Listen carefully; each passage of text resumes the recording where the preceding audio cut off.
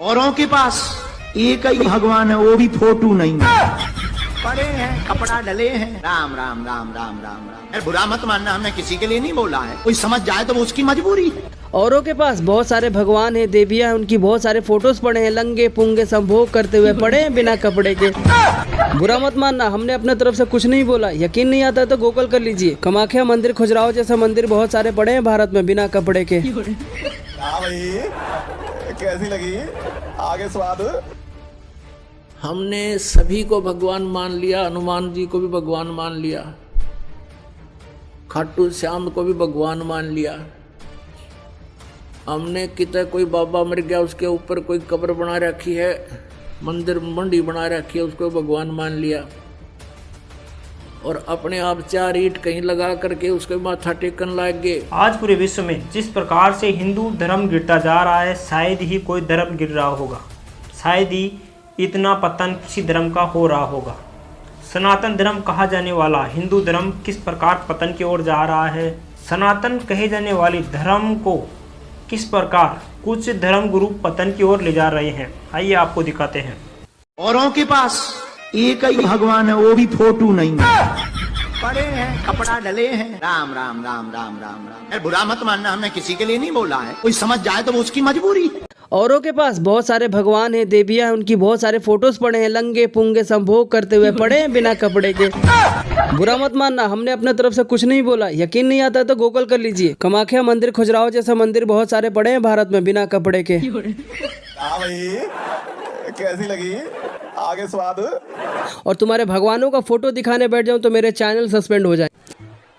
चप्पल चोरी हुई, मंदिर चढ़ गया, लोगों ने कहा क्या हुआ? अरे बोले भगवान से शिकायत करनी है। बताओ, जब ये हमारी चप्पल नहीं रखा सकते, हमारी क्या सुरक्षा करेंगे? मंदिर गए, भगवान के सामने हाथ जोड़े, वो कुछ बोल नहीं वाले थे, लौटे आए। लोगों ने कहा क्या हुआ?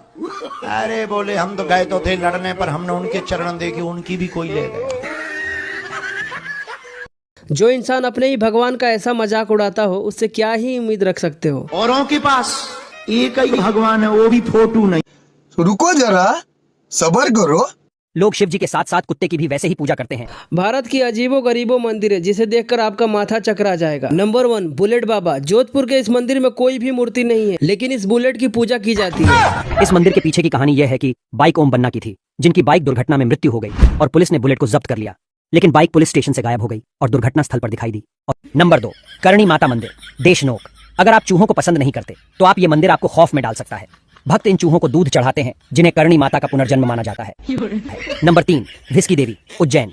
यह दुनिया का एकमात्र मंदिर हो सकता है जहां आपको प्रसाद के रूप में शराब मिलती है। मेरे को जाना पड़ेगा। और देवताओं को शराब चढ़ाई जाती है। मंदिर में भैरव देवता की पूजा की जाती है और यहाँ के मुख्य देवता काल भैरव हैं। मंदिर के चारों ओर शराब की दुकानें हैं।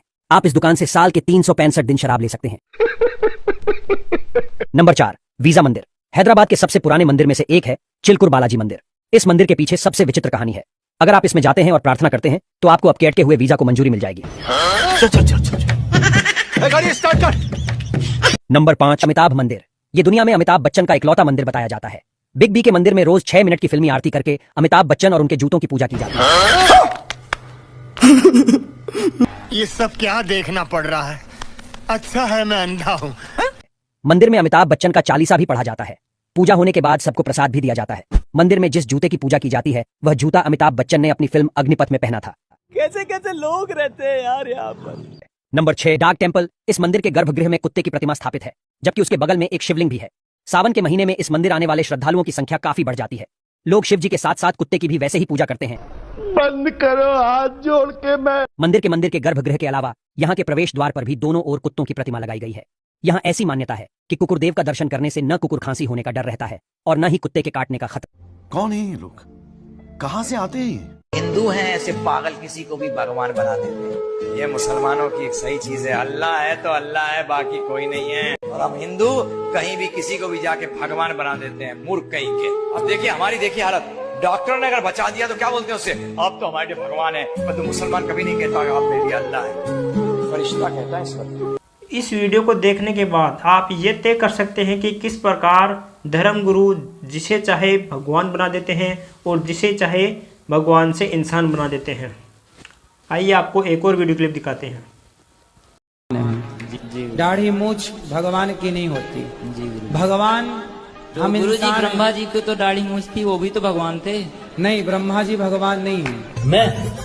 मैं बाबा टिल्लू नाम मेरा, बाबा टिल्लू। तो आइए अब संत रामपाल जी महाराज जी से भी जानते हैं कि क्या भगवान एक है या अनेक। हमने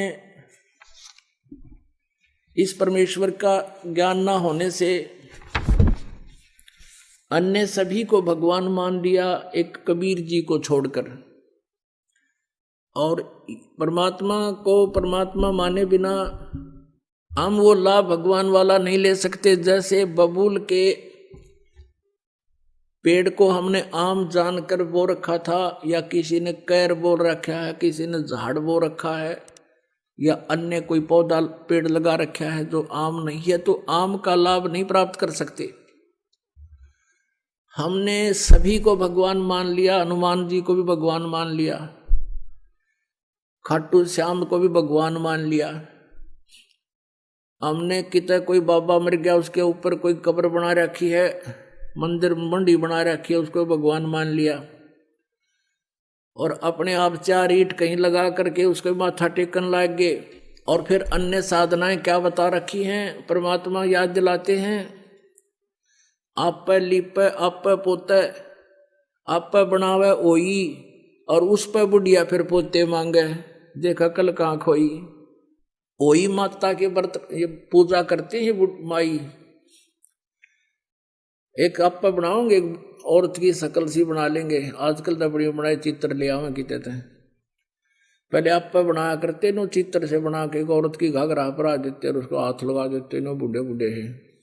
और उसके सामने फिर बुढ़िया हाथ जोड़ के नो कहे, ए हुई माता मैंने पोता जी ये मेरे घर में सुख रही है।